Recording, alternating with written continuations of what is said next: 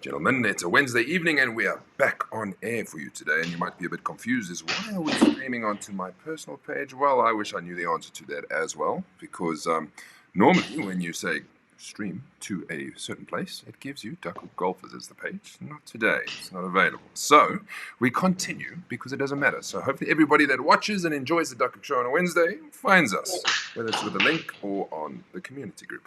Thank you for joining us once again. We have a quieter show today because we're only looking forward to Wingate, which comes up on Sunday, the first series 1 game of September. And that is part of a whole host, plenty golfing action coming on the Duckhook Tour. So you might be wondering who's joining us, and we've got a bit of a different layout today. We've got Donnie on your left-hand side, and we've got Scott Hamilton on my right. And Scott, if you've played the Thursday series, you would have met him. And he is the brainchild behind Golferade, the new golf hydro energy sports drink. We're going to call it everything, Scott. And Scott is staring at us. Well, that's a good start. Donnie, let's say hello to you first then. Hey, hello, Mazzo. How are you? How's it going?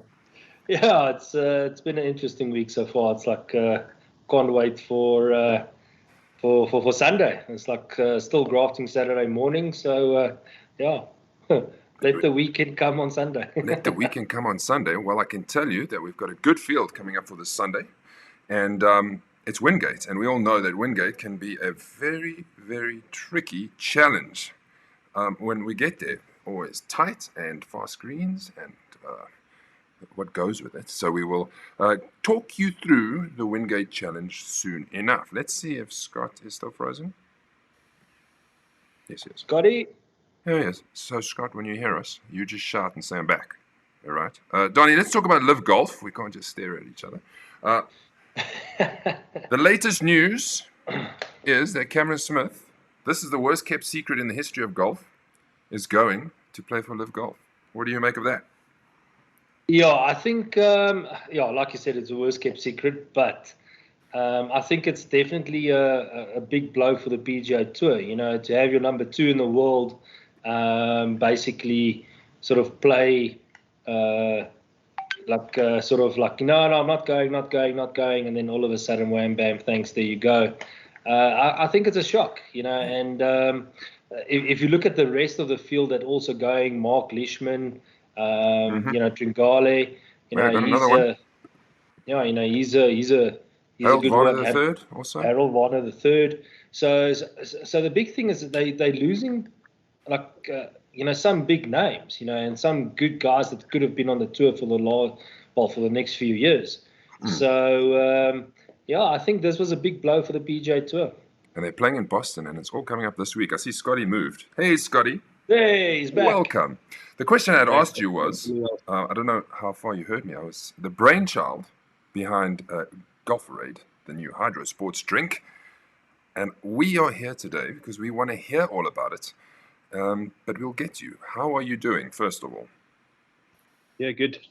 Naz, thanks for the opportunity. I appreciate it. Yeah, we're doing very well. Just frustrating with the Wi-Fi and the lack of Wi-Fi at the moment. But let me know if I go. I'm trying something differently, streaming from the phone now. So okay, well, hopefully a little better. Hopefully that works. If you missed it, we were talking about the live golf. What is your thoughts on the new batch of players that are heading that way for Boston this week, including Cameron Smith? I was saying it's the worst kept secret ever. Well, listen, I think that cat was at the bag a while back. Buffalo. Yes, Buffalo yourself. I just realized.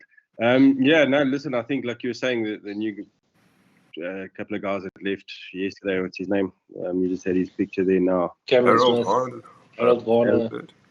Third. I think that was, he says, I read an article, he's saying it's all about money. Rory winning the FedEx Cup, the thing on the weekend, $18 million. It's a drop in the ocean. And you put yourself in that position. I have no issue with it. The guys are going chasing money. You start playing golf for money. You didn't get into this just for a popularity. Although some acts like Tiger and that, maybe they want to be number 1, and that's a big drive. But he could only say that once he started making money. That's my opinion. That is true. The Australian camp that's gone through there, Cameron Smith with his mullet, got to love him, and his moustache.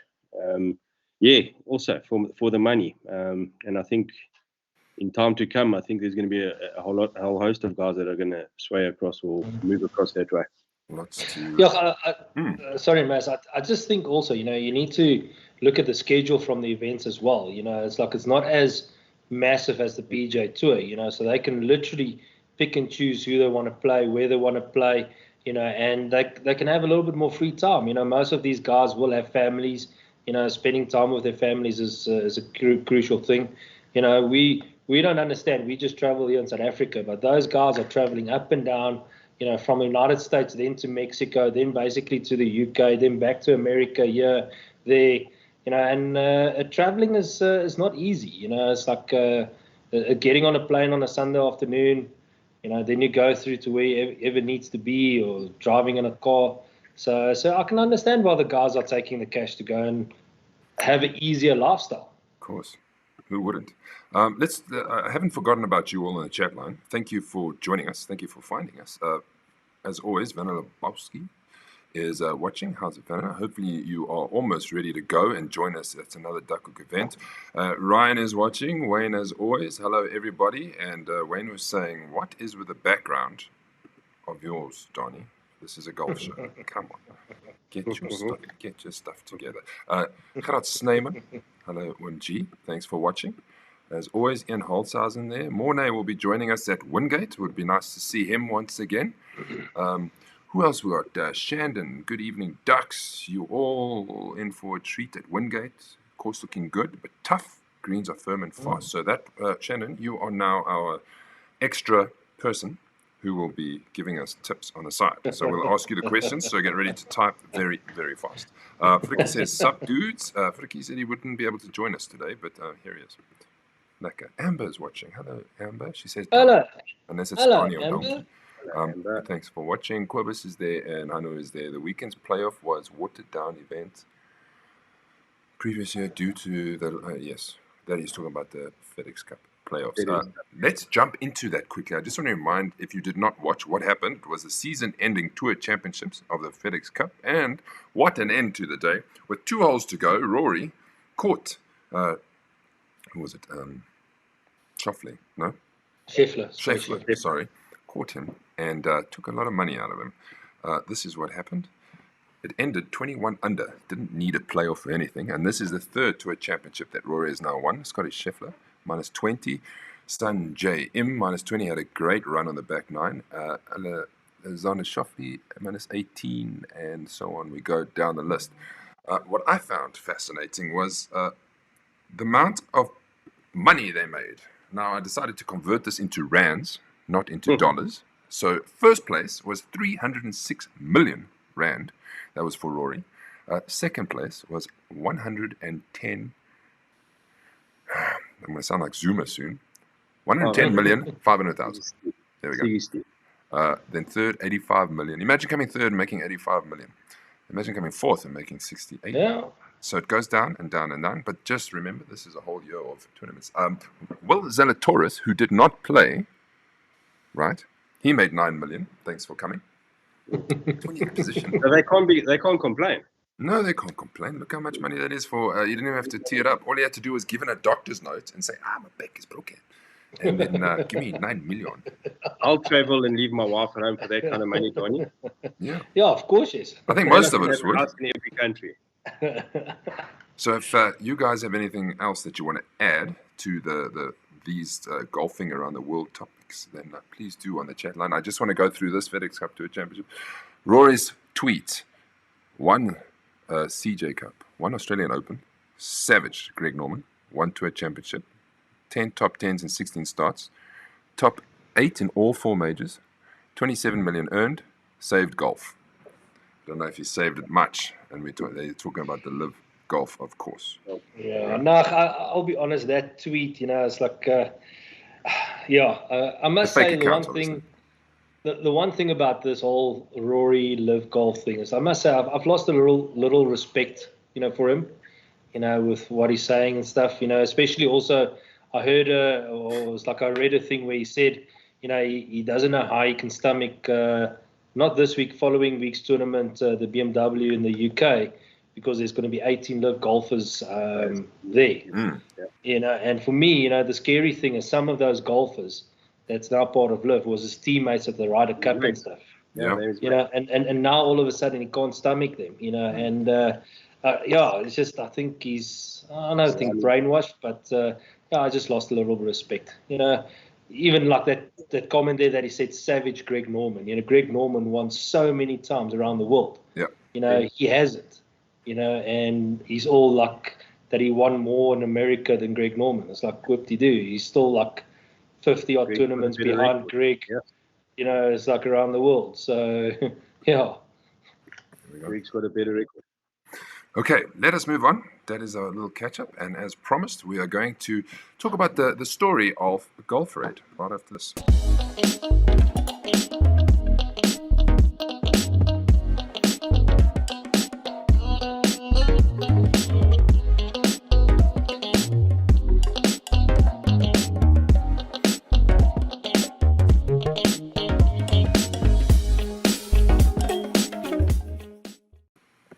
So where should we start? Well, if you didn't, I'm sure everybody in the Duckhook group knows what Golferade is. You've seen it in many, many of the on-course golf pro shops and halfway houses.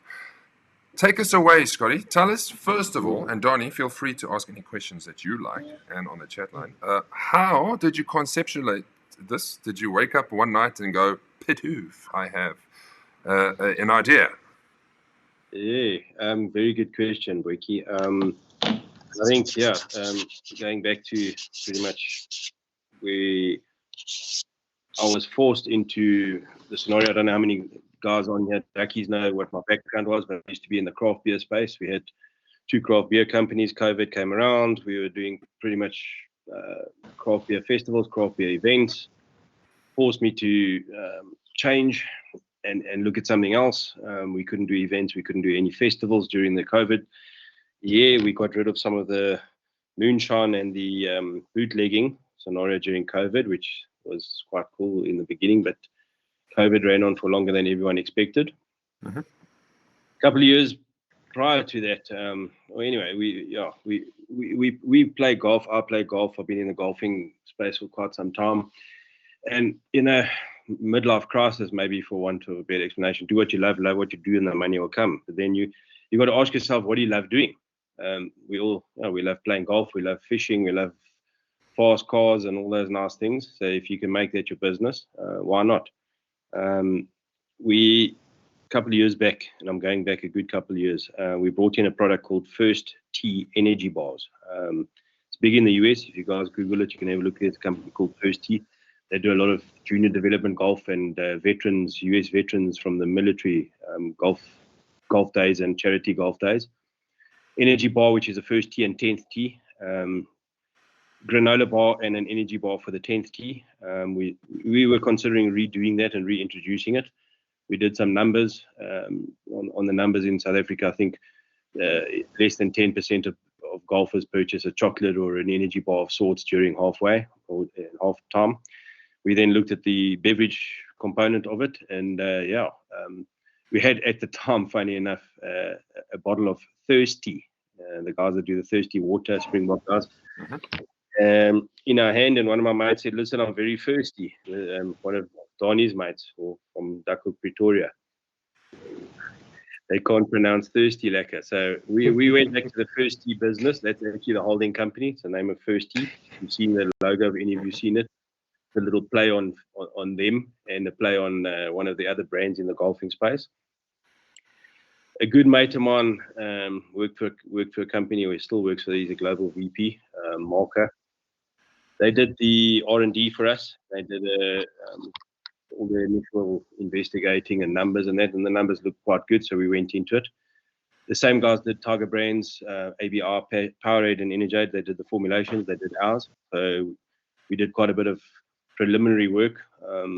Before we launched, we did about a year's worth of R&D in terms of the flavor profiles, the flavor, a red, blue, green one, just a bit of a different spin on it. We had some challenges in the beginning. We had some, obviously, one of the biggest things is, if you're looking at it, and you're looking at Thursday, they climbed on board. They've got the Springbok rugby guys under the water as well now. The switched energy guys have got rugby, but Powerade and Energy, those guys do rugby, cricket, netball, soccer, all those other sports. No one does golf. Yeah. We want to own golf, and we want to be the preferred hydro beverage or hydro sports beverage of the golfing industry. And one of our challenges would be to fight the boys that have already been in the game since '95, like Energy and Powerade. They've got a lot more behind them. So we approach the organizations, we approach the institutions like the PGA in order to get some credibility. They gave us the go ahead to put our product. We had to do a presentation, jump through some hoops in order to get that. It wasn't like a Mickey Mouse setup. And then, so from it would be an organizational strategy that we would approach the golf course with the PGA members, and they would support us, as opposed to going in there blind and trying to get the guys at the clubs to support a new product.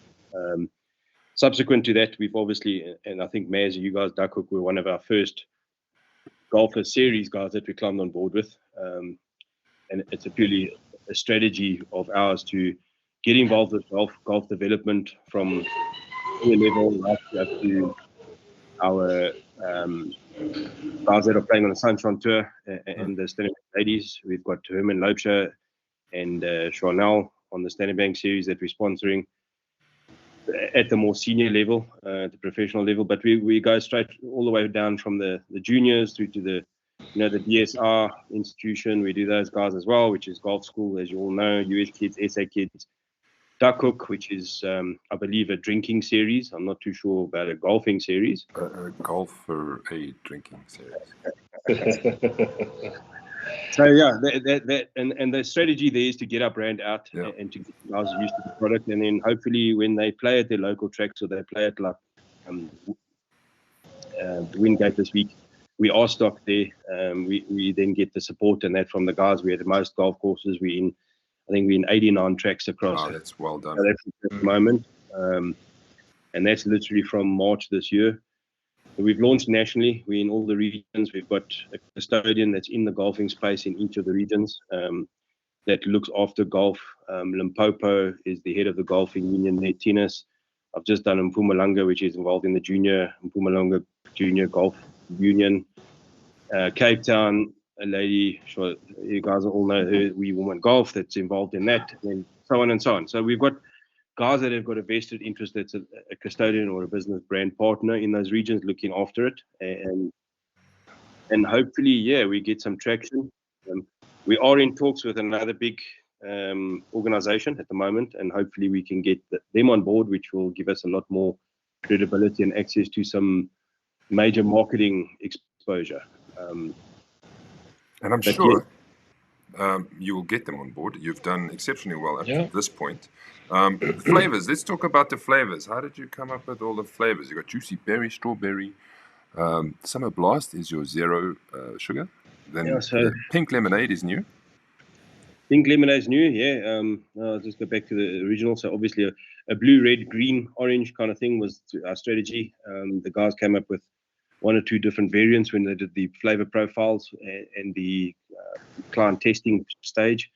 They brought out 30 different little variants of each one, and we had to choose between, I think there was 18 people in the testing process, which ones they preferred, and they just went with the most popular variants. PGA actually requested us to do a sugar-free, which was our yellow one, the Summer Blast that we introduced. Mm-hmm. And subsequent to that, Maz, on that screen that you sent there, we've launched the pink lemonade, which is in conjunction with, we launched it on the 9th of August, National Women's Day.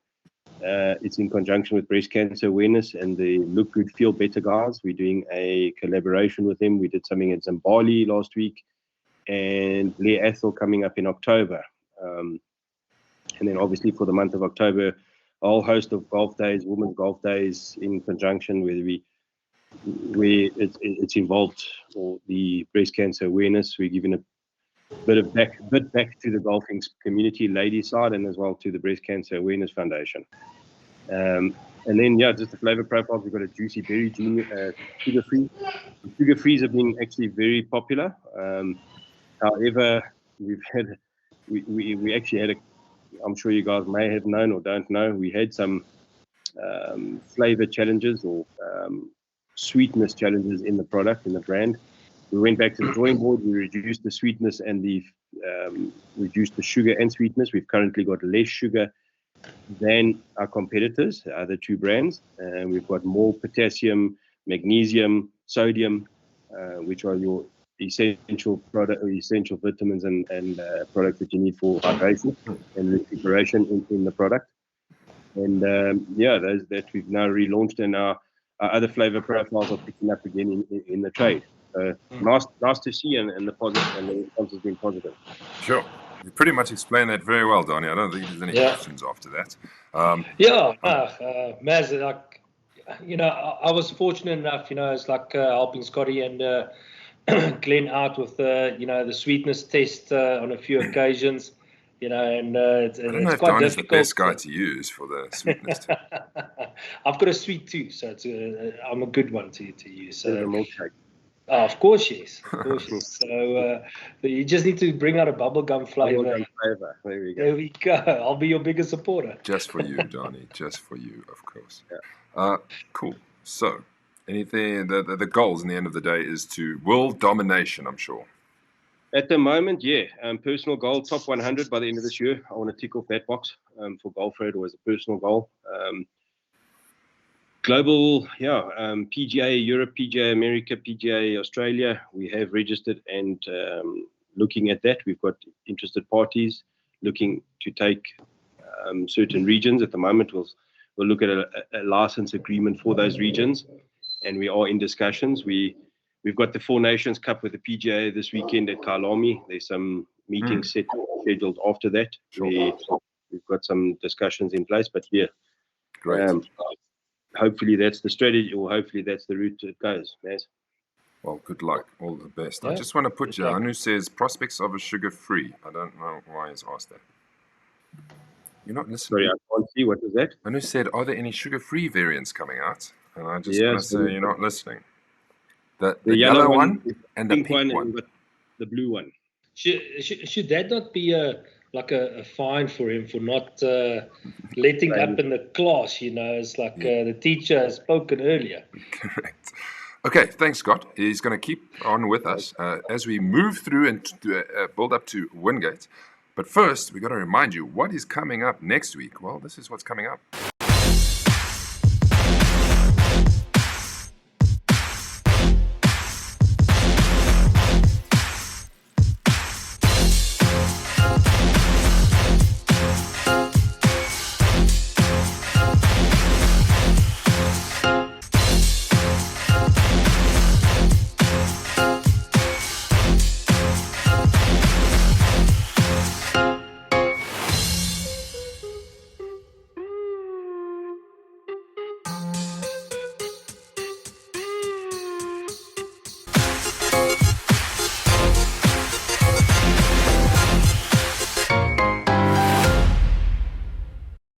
Right, next Friday, we're on to about just 40 or plus players, which will be competing for this year's Challenge 500. It's going to be at Reimsig, if you did not know, and it's going to be a lot of fun. There's some good prizes up for grabs that we are putting together, and I'm sure it will include maybe a case of Golferade for the Challenge 500. Let's just, if you win, this is your check that you'll receive, a winner's check of a classic tour at Highland Gate. Yes, you'll be going on our account.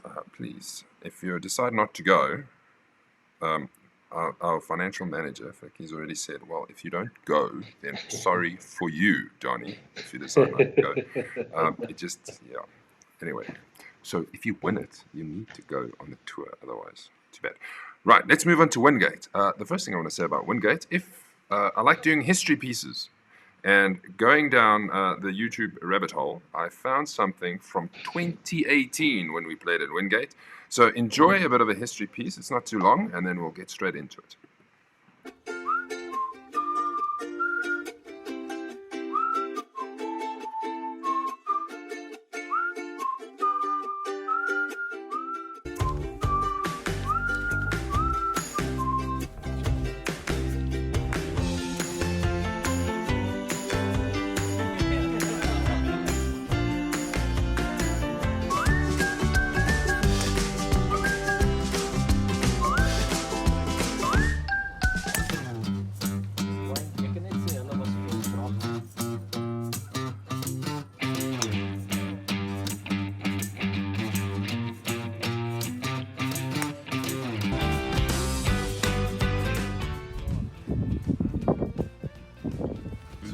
Sorry, Andre. Will it last? I hope so.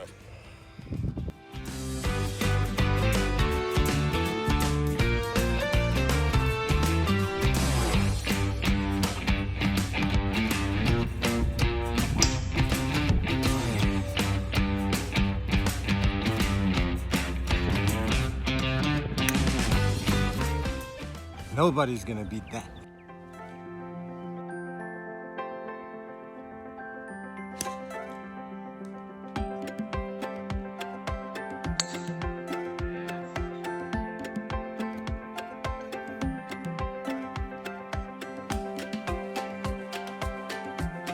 I called the guys on Friday to come and play, so I'm very happy.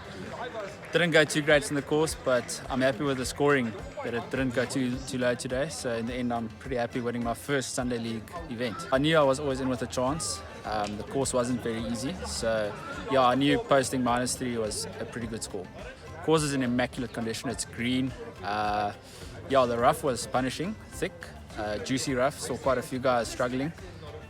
But yeah, very great course. We love coming to Wingate. It's a fixture on the tour. So yeah, looking forward to the next one. We're happy. Well done to Yaku there, who won it.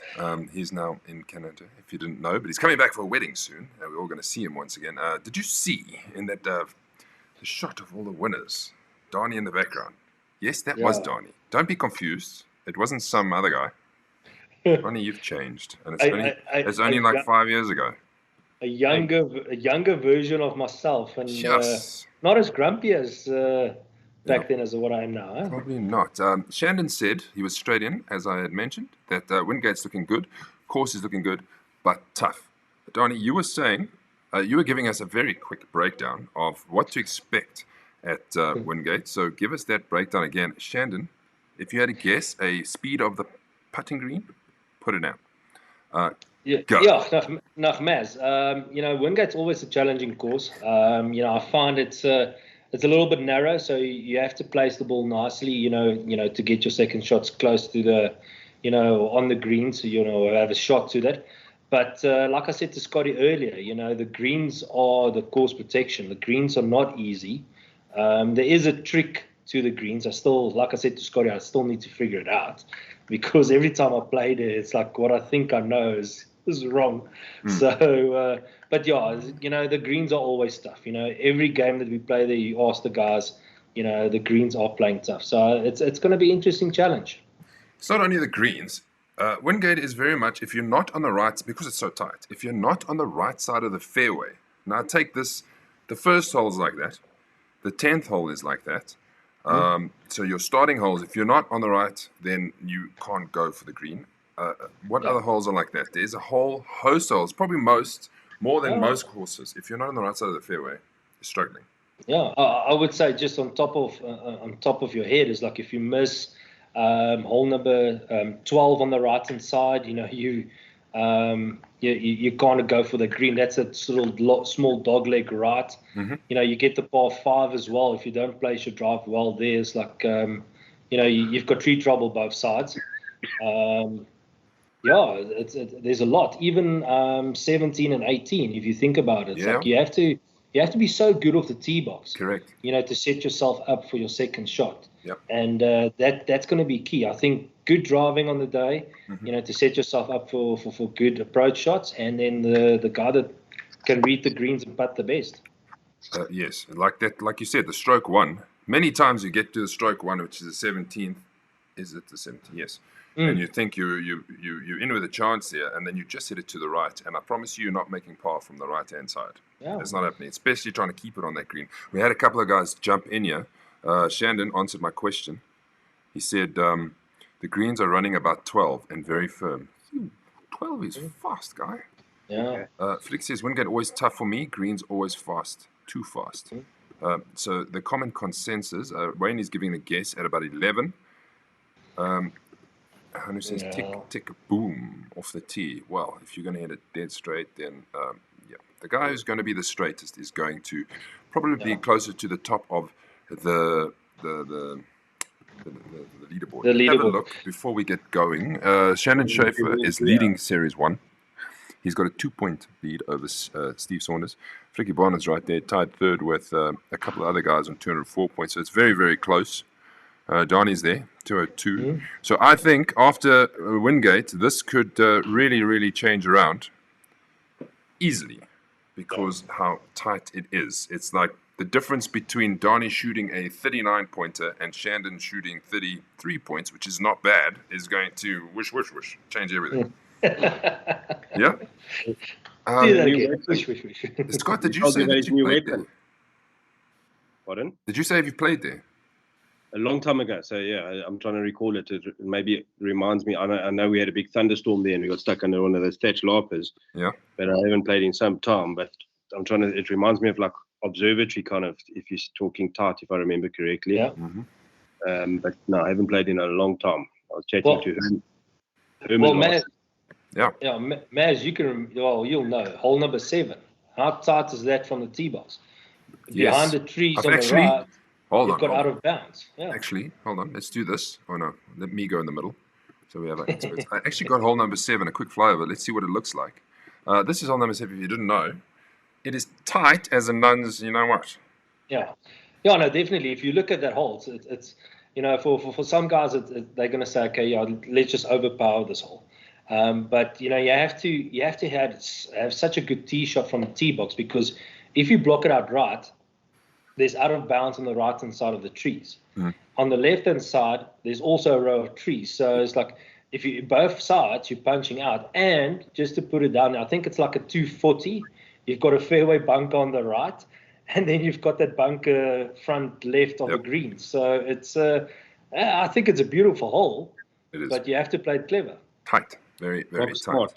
Rock smart. Let's have a look at the info quickly. Gauteng, it's rated number 49th, known for the tightest fairways and fastest greens, as we've been saying. 62 by Sammy Daniels and Henny Otto is the course record. The reigning winner is Carl van der Meulen on -4. There's a scorecard. I hope this is a while back, so I don't know if the strokes are quite the same. But the strokes will be right when it comes to the live scoring, of course, score capture. Let us move on let's have a look at the pins that will be featured on Sunday. The par 3 5th, sponsored by Strixon. That will be the first par 3. Then the par 4 7th, Donnie, as you said, that's going to be the closest in 2. So let's see how close they can get it. Then Golferade are doing the par 3 8th, which is always a lovely little par 3, not too long, but downhill. And then the par 3 16th with the water on the right. Not the hardest hole, but you need to play smart and not go in the water. Nobody aims to go into the water. So those are the sponsored holes coming up at Wingate. I quickly want to take you through what the field looks like so far, because you might have noticed there's many colors. Actually, let's go to the first. Many colors. The blue is the guys who are in the top 8 who are playing together, as promised, from September onwards. If you're in the top 8, you will play together. There's only one person that's fallen out here, which is Steve Saunders, because he's playing a team match, and that needs to happen. As you can see, we started 11 earlier than normal, which is great. So, like, our last tee-off is like 20 past 12, which is awesome. I wish this could actually happen in winter. I must book this course in winter more. Myself, I'm playing Sorrel to get through to the final 3 in the singles. Ryan is playing Granmore for the same. There's the team game of round of 60. Gerard, Graham are taking Dave and Yandre. Let's go back to the other one. You can see another couple of team games coming, which is good because then we can get through them. Clint is playing Leon Jordan, and as I mentioned, there's Steve and Jacques Ravenstein playing Louis Gerber and Jaco de Kock. A couple of spaces open, boys. So let us try and fill what we can, but we're already on 79, and 79 field is not bad at this stage. Donnie, here are the feature groups. Yeah, so we can see Group A, we've got Shannon Schaefer, Steve Saunders, Fricky Barnard, and Jan Venter in Group A. Group B, Richard, Oki, myself, and Grant. So all up to grabs for the guys that win those 2, because they might move up on the total overall leaderboard. Yeah. And then Group C, we've got Jaco van Staden, Jaco Jacobs, Jaco Swanepoel, and the odd one out, Wayne G. Correct. I was trying to go for the 4 Jaco's, and then only yesterday did Jaco de Kock join, and I'd already made the graphic, and I was like, I'm not going to add insert.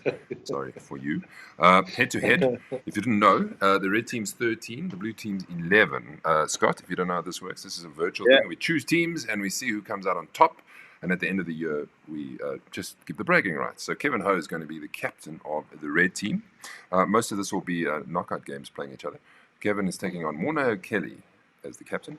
Neville Kurz is taking on Leon Duplessis. Gerrit Snyman taking on Dave.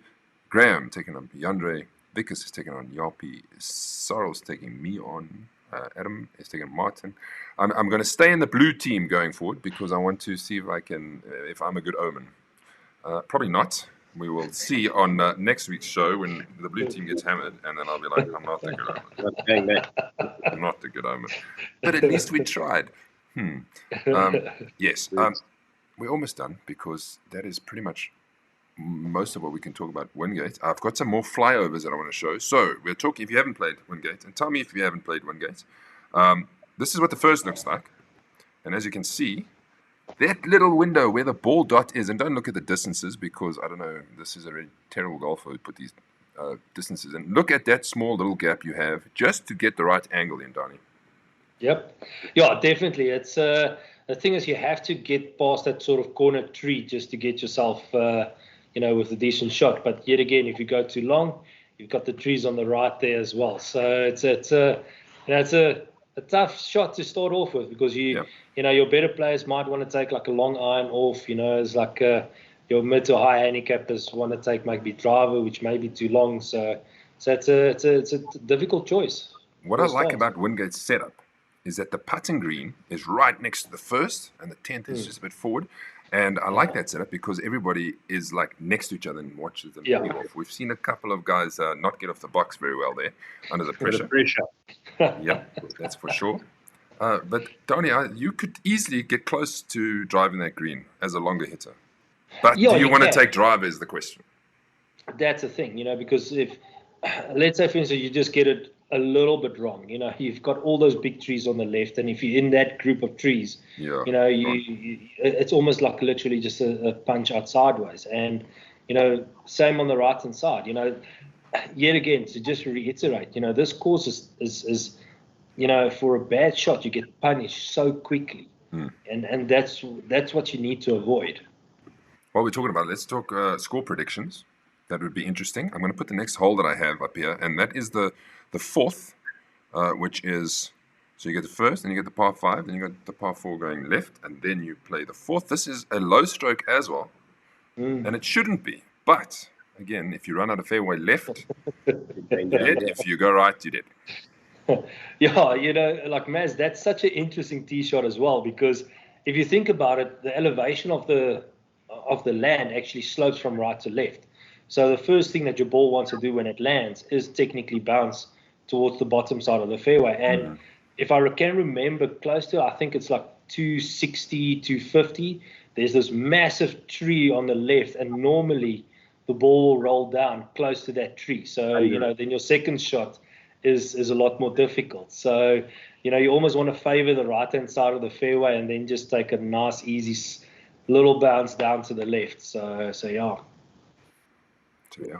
I've got one more of these flyovers. This is the 18th to go through. Here we go. Now, if I'm correct, that's the par 5. Yeah. Need a big drive.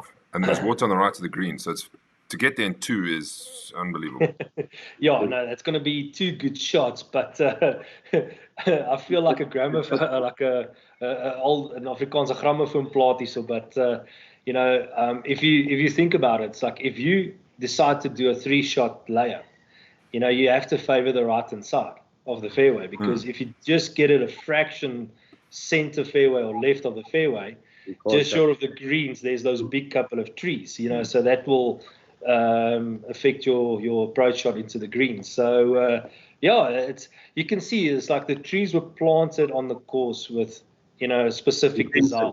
Yeah. Scott, make it challenging. I've got a question for you. Seeing that you've now heard all the horror stories that we've basically portrayed into this golf day, what do you think the winning score is going to be? And I remind you that it's normally around -4. Somebody plays well, but what do you think it would be now in the heart of winter when it's as tough as it is? Last 3? +3. Yeah, I'm not so sure. No. not so much, eh? There's going to be one or two ringers out there that will be better than. It's Donny. Yeah, I'm going to say, yeah, tell me. I think -2. Minus. The fairways. Okay, so obviously I don't know how the fairways are looking. I haven't been there. Shandon, how are the fairways? Draw. But if it's dry, the ball's going to roll out. So your mid to high handicapper will get a little bit of an advantage with that. So I would say -2, -3 max. Okay, well, let's. Okay. Firm and fast, -1. Hanu says. Have you played there recently, Hanu? Let me know. -4. Ian says, will it be another -4? Wayne reckons -3 will win it, and he probably reckons that would be him. He says also that watch out for Hanu bombing greens, but this is one of those. If he's slightly off, could be a long day. Shandon, winning score at Wingate -2, so we kind of thereabout. Just going through. Okay, there's one more comment that came through. He says, normally Wingate has some soft spinning greens. This time around, different conditions. Yeah, I would imagine that would be in summer. Right, just to go through a few other things that guys had said earlier. Shandon was saying that looking forward to the Challenge 500. Never played Ramsey. At least I can play it twice in one day, 100%. And if you think 36 holes are tough, when you get and you got like 4 or 5 left, then you'll be like, my word, is it ever going to end? And I think Ramsey, if I'm not mistaken, it kind of feels like it plays a bit longer than like an Eagle Canyon, because in Eagle Canyon you kind of go hole, and then before you know it, you're finished. Whereas Ramsey is there, when you're talking about the 18th and that long par 3 17th, then once you get there, it just feels a bit longer, although at the same time, but you know what I mean. I've got a question for you, Scott, from Ian. Are you still in the craft beer business, or have you completely left during COVID? Completely left. You're done? Completely left, yeah. We shut shop totally.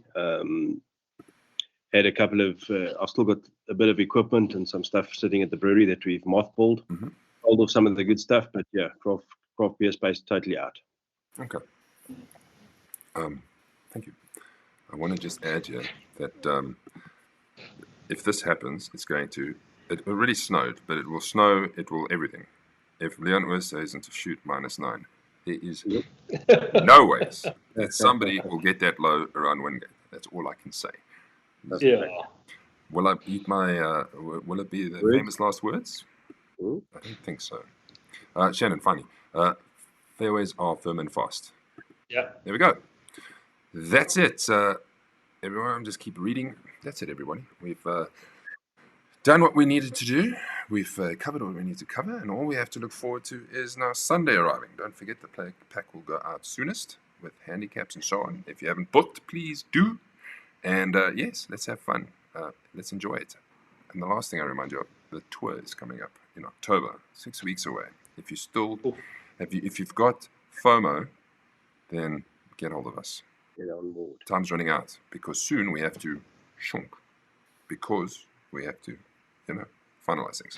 Scott, once again, thank you very much for joining us. Much appreciated. Welcome to having me. Yeah, James, thanks very much. Donnie, we'll check you around. 100. See you guys on Sunday. Lekker boys, and goodbye.